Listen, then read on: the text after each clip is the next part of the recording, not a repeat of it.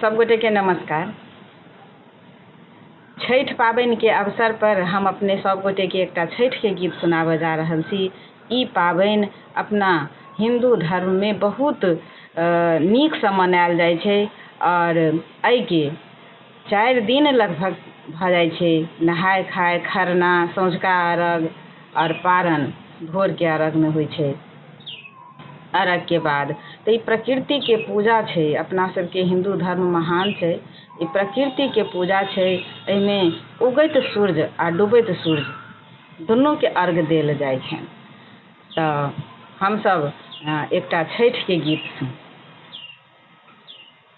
छठी मैया चलली गमनमा, डोलिया लचकैत जाय, डोलिया लचकैत जाय। बाट जे पूछल बटोहिया,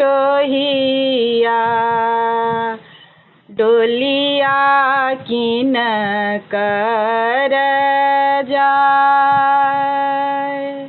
आन्हर होइ हे रे बटोहिया, ई भार छठी माता के जाय, ई डोली छठी माता के जाय। के दिहल धेनु गैया, गैया करत जाय। के दिलनी मैगर हथिया, हथिया झुमैत जाय, हथिया झुमैत जाय। के देलनी हंसराज घोरबा, घोरबा दौड़ल जाय, घोरबा दौड़ल जाय। के देलनी लाल चुंदरिया, चुंदरी चमकैत जाय, चुंदरी चमकैत जाय। के देलनी जीरा खोइछा, खोइछा गमकैत जाय, खोइछा गमकैत जाय। बाबा देलनी मैगर हथिया, हथिया झुमैत जाय, हथिया झुमैत जाय।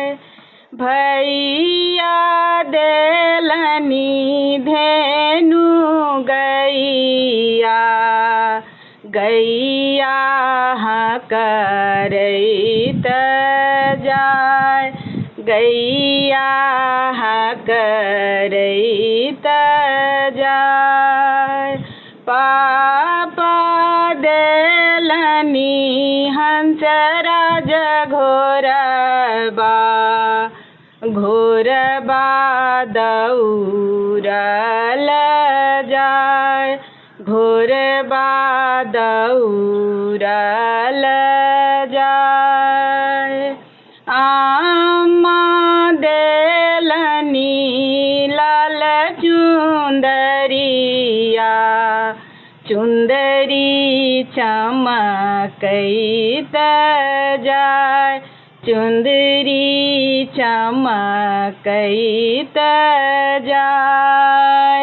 भाभी चलनी जीर खोइछा खोइछा गमकैत जाय खोइछा गमकैत जाय छठी मैया चलली गमनमा डोलिया लचकैत जाय डोलिया लचकैत जाय।